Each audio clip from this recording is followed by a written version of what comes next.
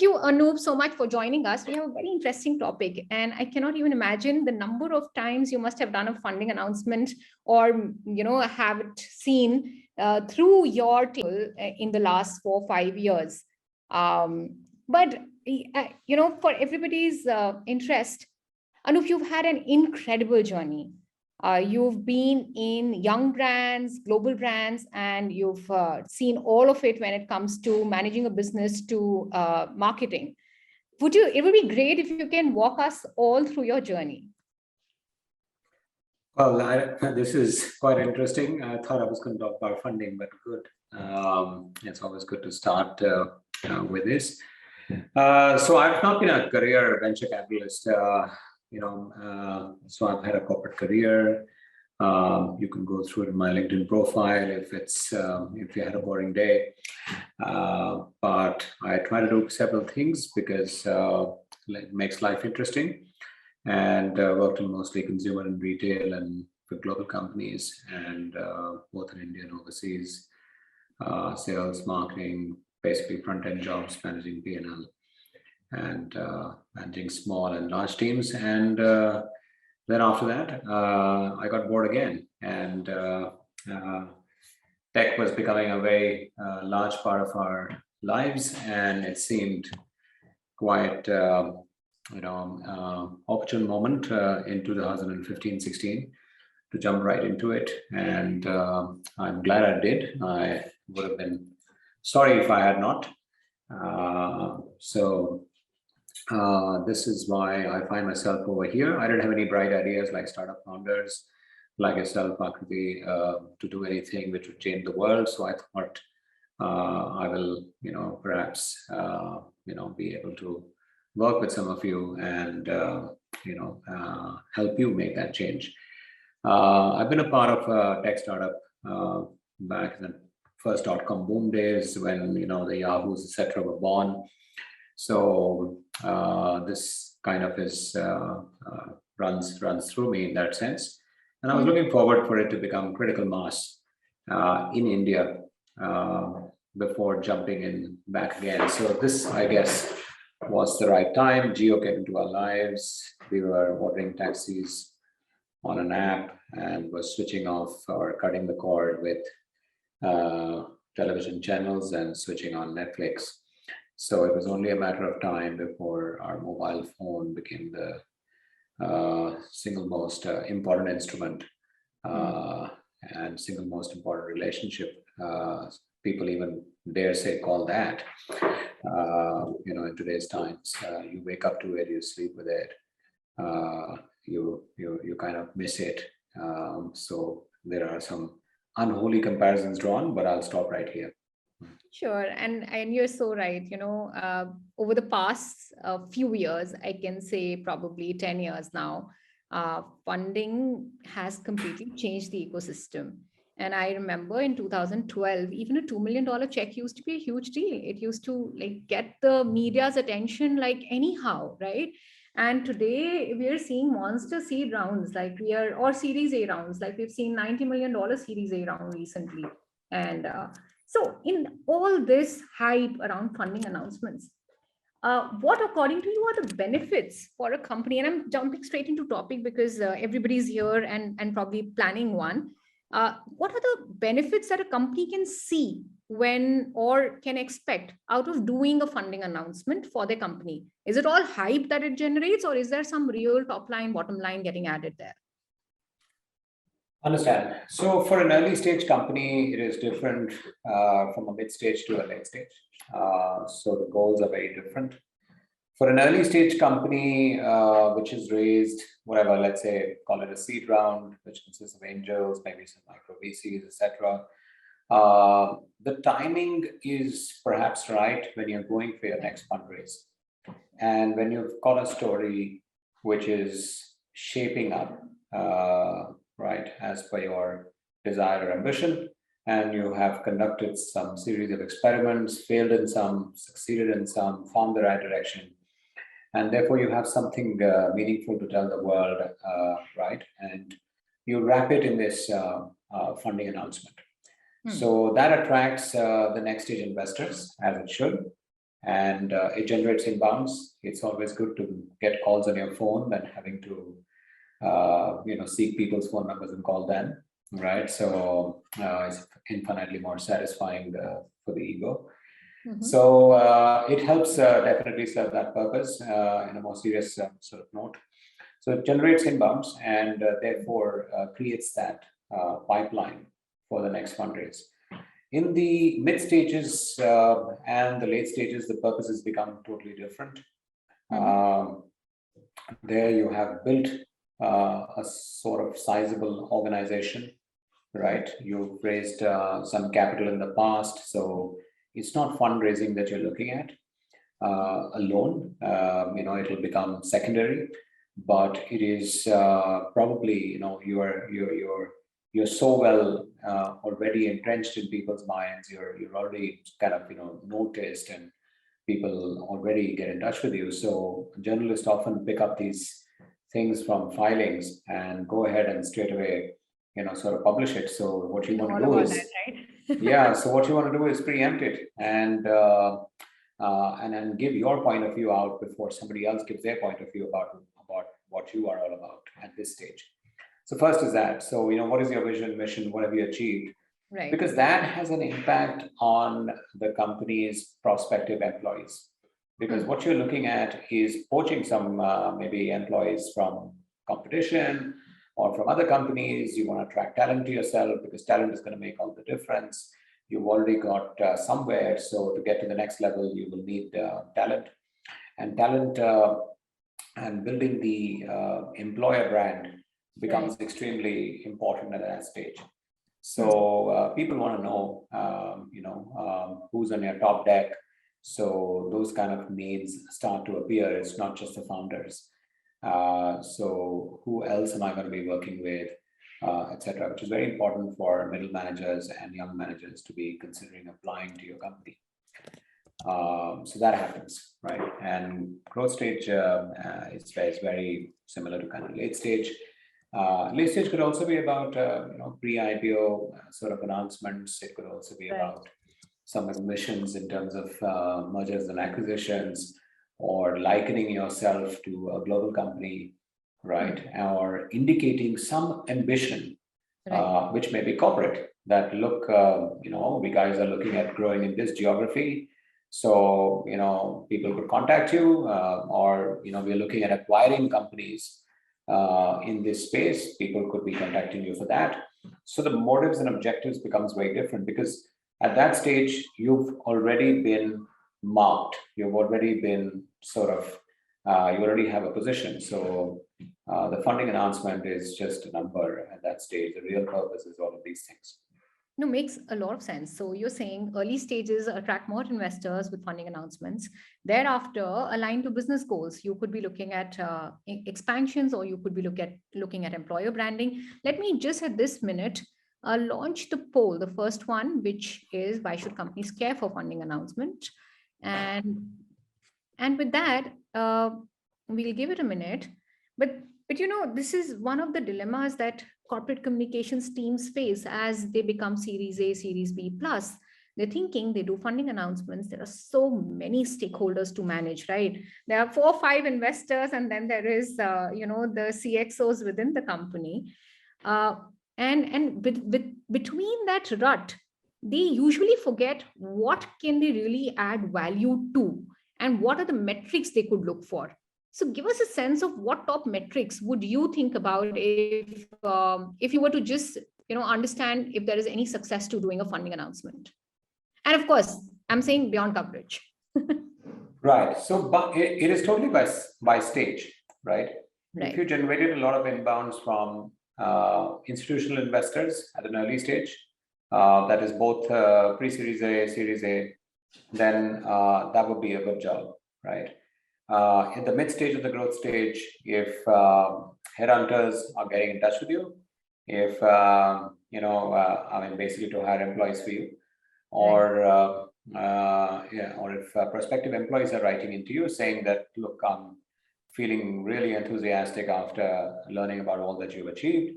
I want to work in this company, and they start showcasing their skill sets. Look what I've done, etc., etc.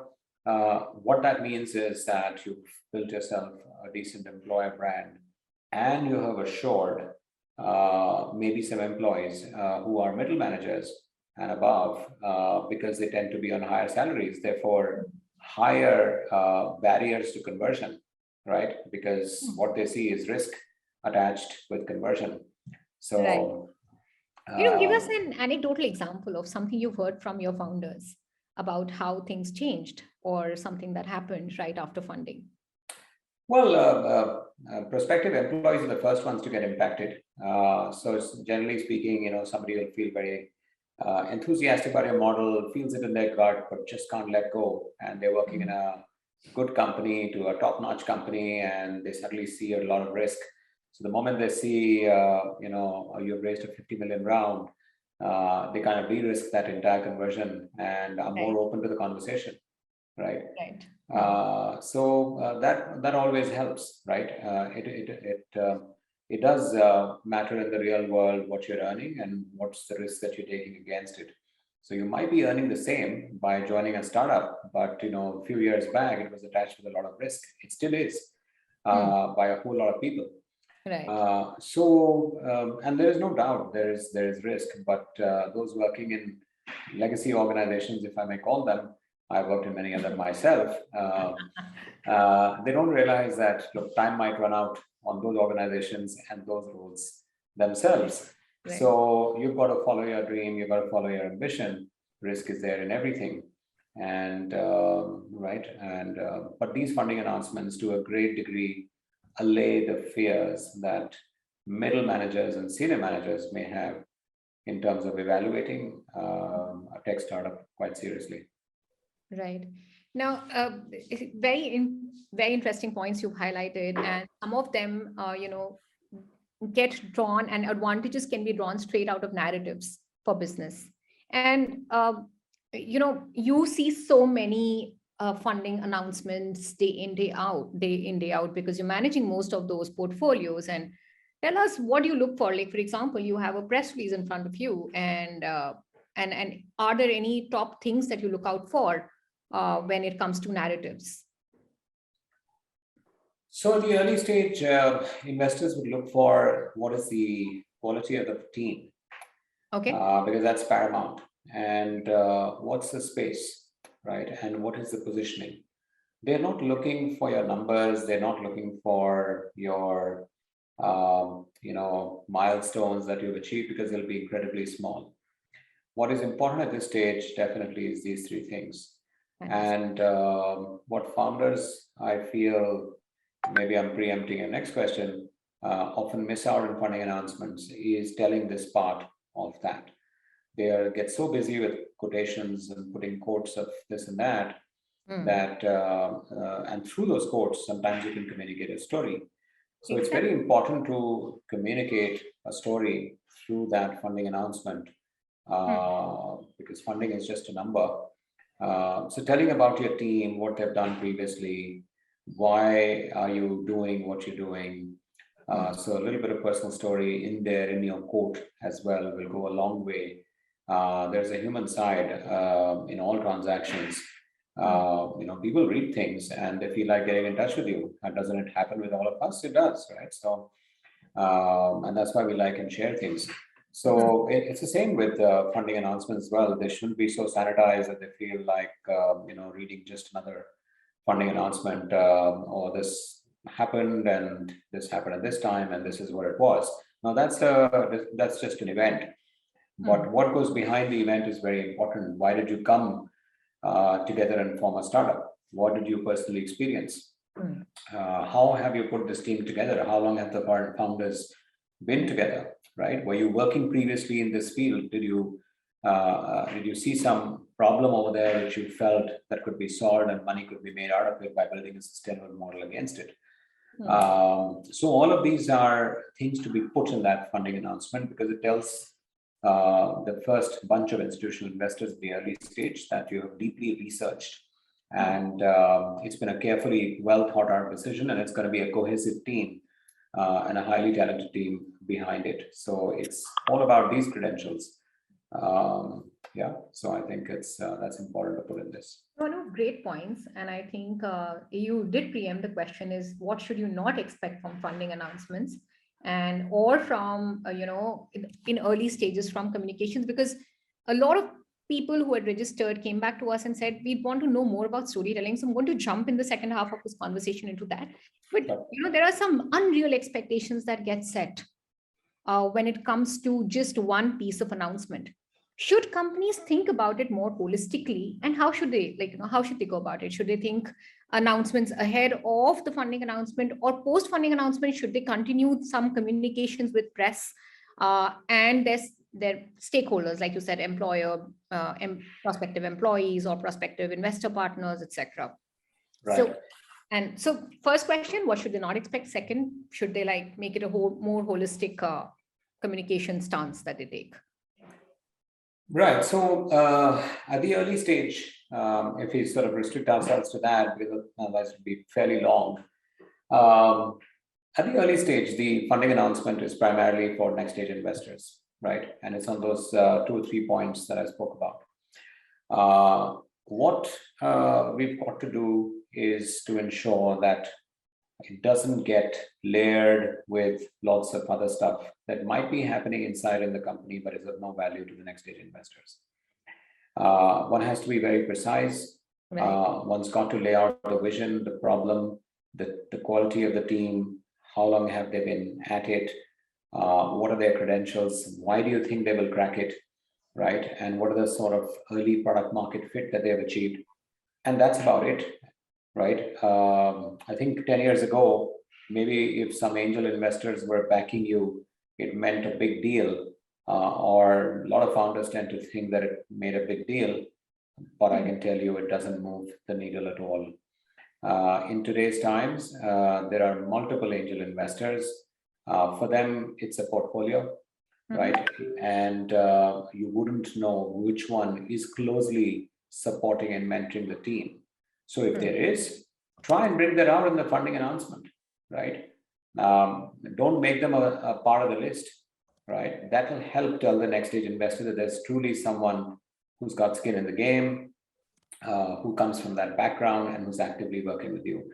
Now, it's got to sound credible because sure enough, if that same name appears in 50 other funding announcements, then, it's not quite valuable. So all of these things, I think one's got to be very careful. What one reveals also at this stage, in terms of a holistic plan, I think it's got to be again on these 3 parameters. So it has to be followed through with social and digital. So it has to be, what you say on your professional profiles on LinkedIn, Twitter, etc. It's not about revealing what you have done last week, because at an early stage, you're highly vulnerable. Somebody might copy you, somebody might get ahead, somebody might raise funds and move much faster than you. So it is not the right thing to divulge all the experiments that you're carrying out, all of your IPs, whatever you learned. It's media is not the space to go ahead and do that. You can do that at a later stage. So you'll find that most of the founders who are extremely active, are the ones who are telling about their company. They're mostly late stage founders. So they have a lot of insights to share because they've reached a position where they're dominant and therefore, in that sense, feel more secure. But in the early stage, one expects you to be busy building the company because there's a short shelf life of the funds that you raised previously. So you're incredibly busy and conscious of the risk that you're carrying. Right. It makes a lot of sense. And, these are the pitfalls that one goes through because there's no rule book or playbook or some guidance that is out there. Suddenly one day you've gotten your funds and you're like, okay, let's announce. And there's still some stuff happening at the back end because the money is coming into the bank and blah, all of this is happening. So I had the results also. Sorry, I think I have the poll results. So in fact, what are the business benefits? One can, are very interesting set of people here have said that, 22% feel that there is increase in investor interest. They also heard from their founders, teams, etc. And customer interest also peaks with 33% there, right? And what are the metrics that communication teams can look out for? a lot of them look out for increase in share of voice, which is probably the most obvious one available to them. Apart, of course, increase in leads and increase in social followers. And a good 40% say that all of the above increase for them. So great. This brings us to the end of the first segment, because I did want to focus on a little on how to start doing storytelling. And I've noticed in my career so far that a lot of companies start doing comms very, in a designed manner, regularly, consistently, once they've done their Series A. What is your advice? And we can, talk through this as to when should they start, and why should they start, and what. So you already spoke about how comms can bring interest of employees to investors. But give us a sense, Anup, from what you've seen at your portfolio, right?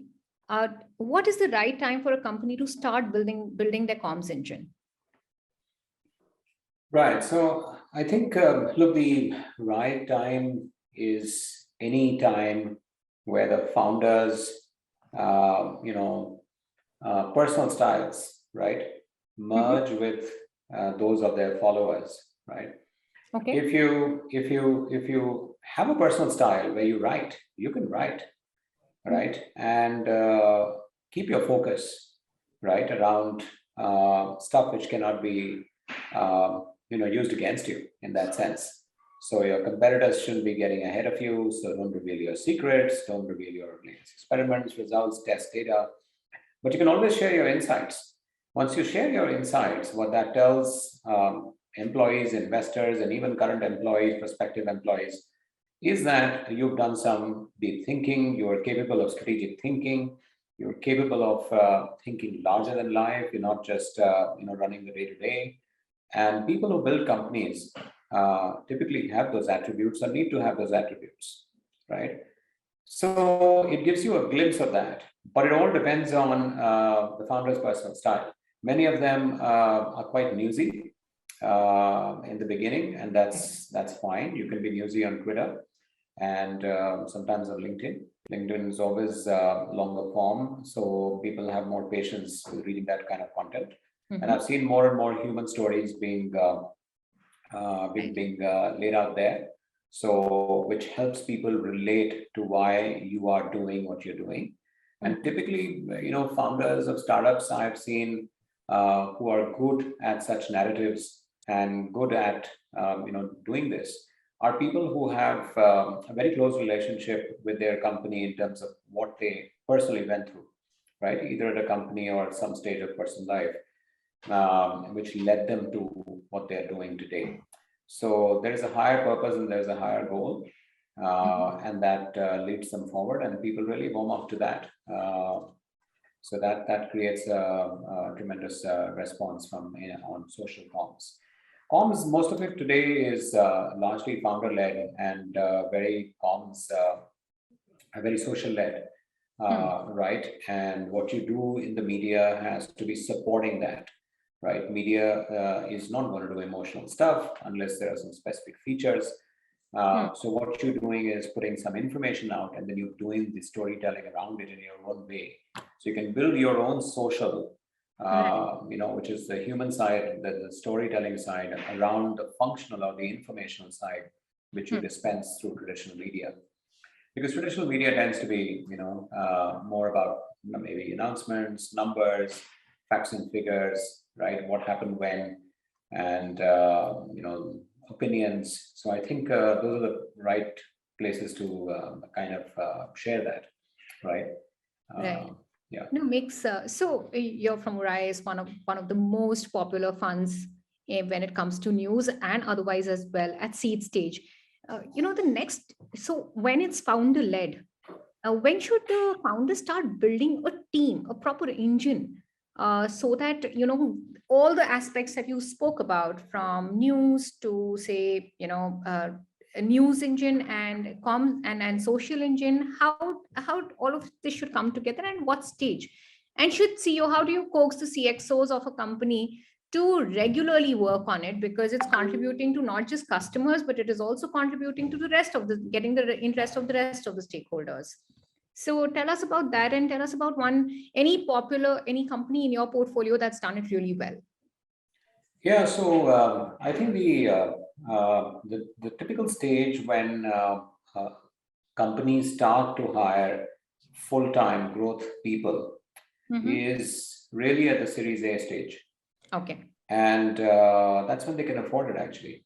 And that's when they need it as well. Before that, it's largely one of the founders who's probably double heading the marketing role and therefore wanting to take out a few announcements Right. and sporadic socials, unless they've got a personal style, which is preceding the startup itself, which then carries on. But it's really at that stage when you know that you as a company have a higher chance of survival. You've raised sufficient funds to be able to hire good talent. So that's really the time that you start building a team. But you can always have a firm like yours, I mean, to support you in the early stage, where you can define certain objectives and have technology plus people against it, right? And yeah, one of the founders definitely has to supervise it. Also, the degree of control at that point of time in the company is extremely high. Once you hire, middle management, once you hire some CXOs, particularly a marketing manager, then the control is being delegated, and rightly so, because you're then focusing on other things as founders. In fact, hiring becomes a big goal and becomes a big thing. Right. So I think that's also when you start to build an emerging larger company image. And therefore, it becomes important to hire a more seasoned resource and then build a team and a relationship, around it. Yeah. Sure.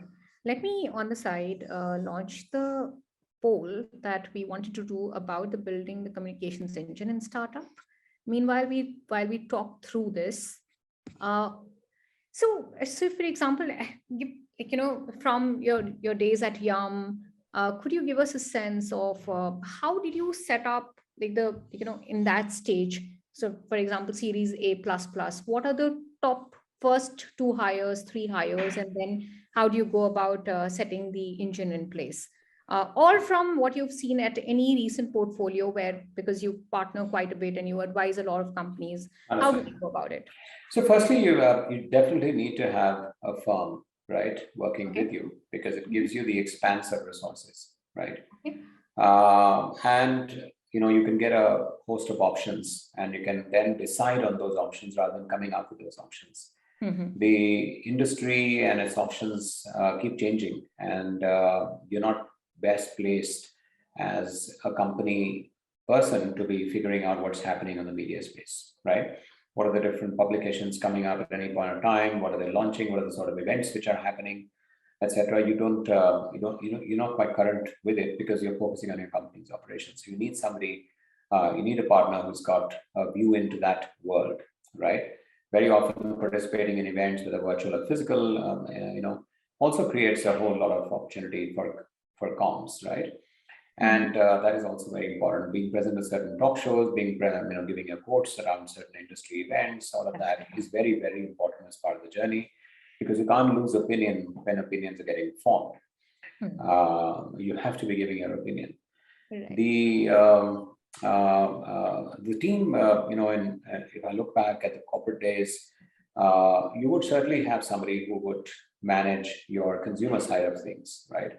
So if you're a consumer brand, you would have somebody who looks at the consumer community. If you have a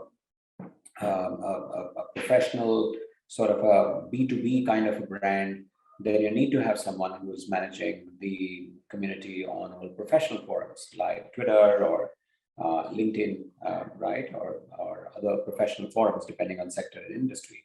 In healthcare, it could be doctors' forums, it could be something else for scientists and so on. So it all depends upon the line of business that you're in. And then you need to have a core, person who's looking at main advertising for the company, so for the brand, and how each and everything is sort of stitching together. there has to be a central message house, which it is all laddering up to, right? And all the pieces should be supporting or talking to each other. That's when an image gets built. Nobody should be speaking out of turn. Spokesperson should be defined. Even the agency who's working with you should know who to get in touch with for what subject. So all of these lead to a very tight execution on communication. Also, when agencies are working with you, they don't want to waste time, and they don't want to be running 3 levels of approvals. So it becomes quite clear, right? And that leads to greater accountability as well. So I think all of these things used to work in the good old-fashioned corporate world, and they kind of work equally well for emerging tech startups as well.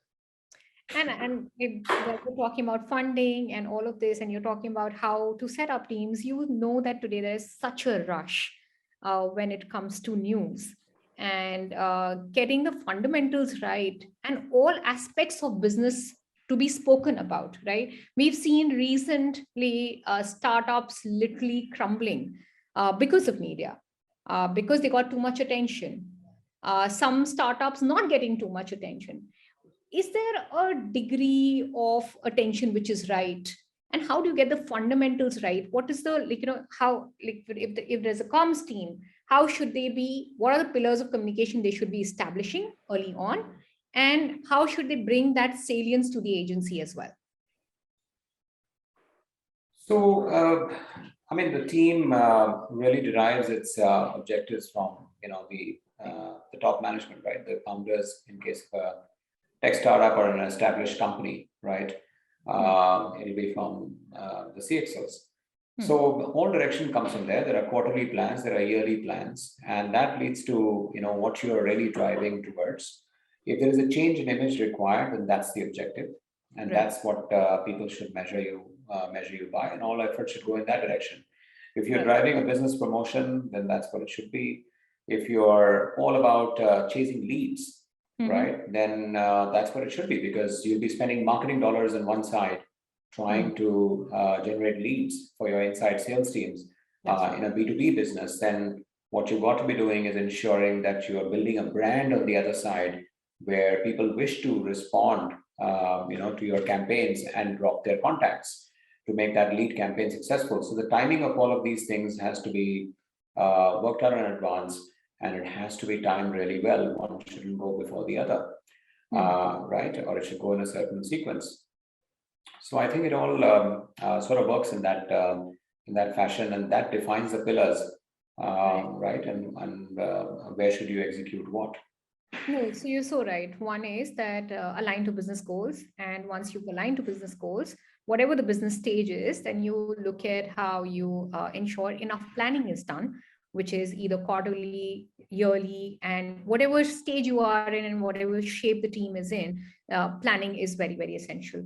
Great points. I have a lot of people talking to us for questions, and let me close out our conversation here with a couple of more questions. One of which is my favorite. Are there any books you recommend for communication professionals, or series that you recommend? Because today, how our, how everyone is. If there's a series to watch through, then yeah. Well, it's difficult to point to a book, etc. I think, look, I always feel communication is very personal, style driven, and it's very difficult to change styles. Okay. So if you're in a job where you are going to be deciding on communication, and you are going to be communicating like I'm communicating right now, there is a personal style to it, right? And I think one has to be just aware of what might have worked or what might not have worked, right? And what is it that you want to be delivering, right? So in PR, there used to be this term called hook back, right? Okay. So whenever somebody leads you astray, you kind of hook back to what you're focused on, right? You turn, no matter what question they're asking, you basically answer the same thing. So so it's all very goal oriented. And it's all very personal style oriented. I can't talk like someone else. Nobody can potentially talk like me. We're all very different. You're different. So there is no point in aping or being like someone else. One's got to be comfortable, focused, and that's what matters, right? And there are numerous Hollywood movies and numerous serials and episodes which are full of great communication, right? And so those, I think everybody's got their personal favorites. So I'm not going to prescribe anything. Yeah, there is no fancy You've been rule book. preempting my questions because my question was advice to everyone here. And while you've already said adopt your personal style, is there anything else you would want to add to that? No, that's about it. I mean, that's all. That's all there is to it. Okay, great. So I have Garima asking. Garima works with a lot of fintech companies, and she works with fintech companies based out in US. She wants to know, does US media work specially? How do they work, and how do they receive fundraising releases? Is there a different way how they work? I'm sorry, I'm not an expert in US media, so I'm not going to fake it. I'm not clued onto it. So, Garima, what we can do for you is that there is something that we done last month with an expert out of US, and we can direct you to that. Jashan here is, what are the benefits of doing a paid placement? And this is, a question comes up really that you've put money on you've put money on a team, they get you editorial coverage, but they're not able to sometimes because it's hard to get on media. And do you recommend that, what are the benefits of doing a paid placement in a niche publication over doing a newswire kind of release? At what stage, what kind of news should be considered for a paid placement? I understand. So, look, the way the media business has shaped, I think all of us realize that in order to make money, right, some of these things have become necessary, right?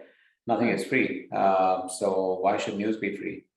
And when you're downloading apps today, even of domestic publications, they're all asking you to become, whatever, subscribers. So I think it makes a lot of sense to go ahead and pay for something, right? At least to get what you want, right?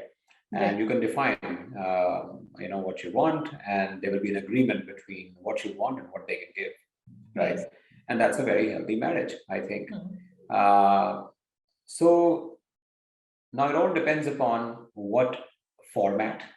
Do you want a textual release? Or do you want a webinar, right? Many publications these days, most of them are online in any case, are very happy to do webinars, right?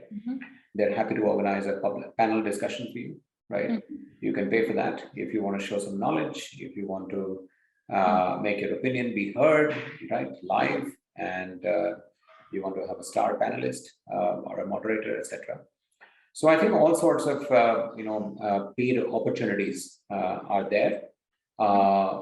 No doubt, these will be significant investments, certainly for an early stage and even for mid stage, etc. It will not come cheap. Okay. It's worth doing when you've got to achieve something bigger out there, right?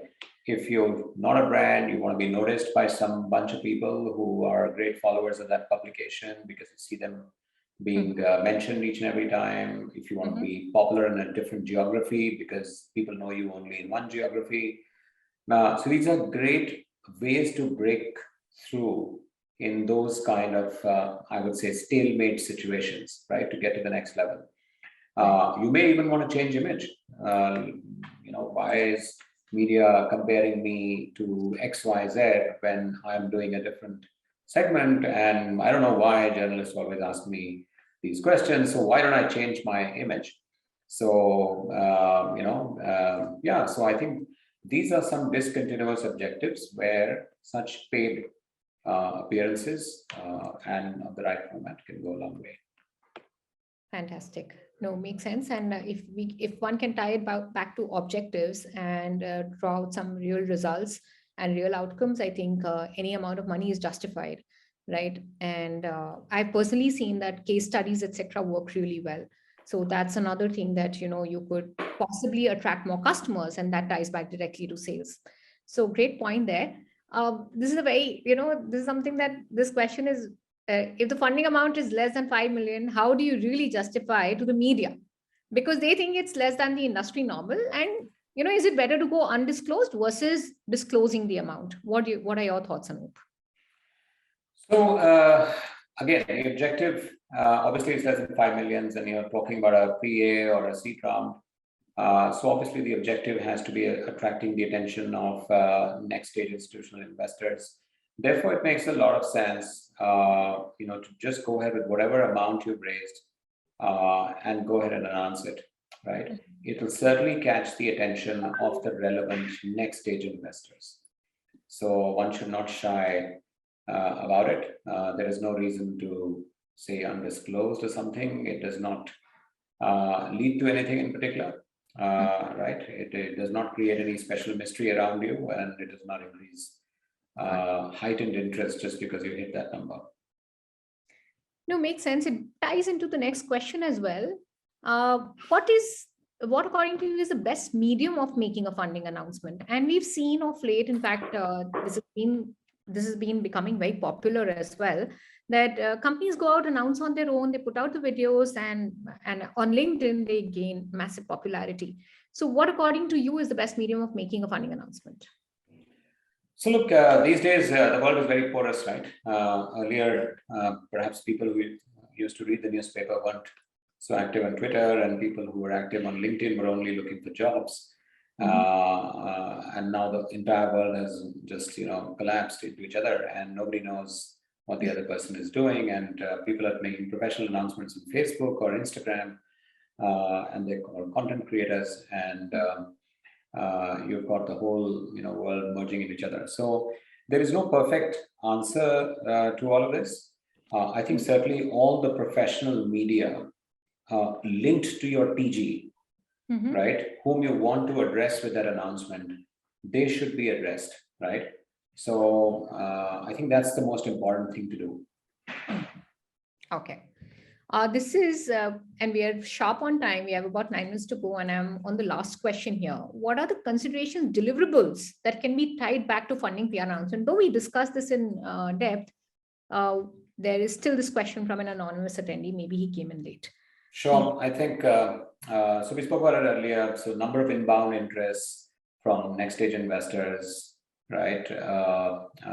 Media getting in touch with you, right, for a potential interview because they felt interested to speak to you about what exactly you're doing. So it could lead to features. Maybe there was some interesting personal story in there which sparked some attention.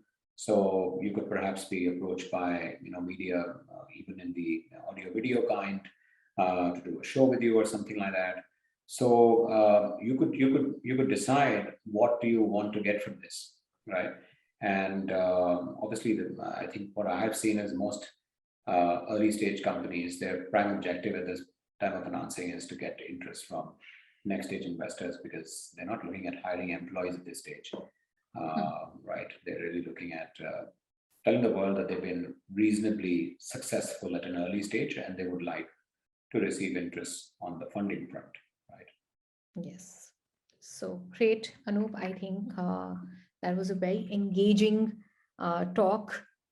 You had us all hooked, and a good number of questions came in. I think we did well also in terms of answering them well, preempting and answering them well in advance. And your time is very precious, and thank you for sparing an hour almost for us. And we look forward to, so if you can, because a lot of people might want to get in touch, and I know you're very, very approachable. So, and you agreed on a very short notice to join this webinar. So I am sure folks here would want to get in touch. How do they get in touch with you? So I think, firstly, thank you for inviting me. It's always a pleasure. Visiki has been a great partner to our journey ourselves and for many of our companies. So, it was no trouble at all. And I love discussing these things, helps to clarify some thoughts, and obviously paves the way for perhaps new relationships that one can learn from. So you guys can find whoever's interested. I'm available on LinkedIn, Twitter, etc. So feel free to get in touch with me over there, and we can carry on over there. Fantastic, Anup.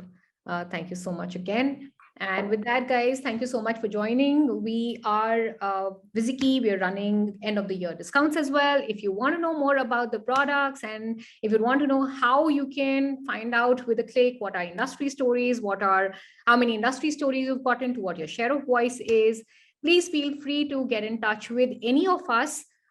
You can get in touch with us through the website, or you can write directly to hello@visikey.com. And with that, we close this webinar, and we'd love to have you on our next webinar as well. Thank you so much.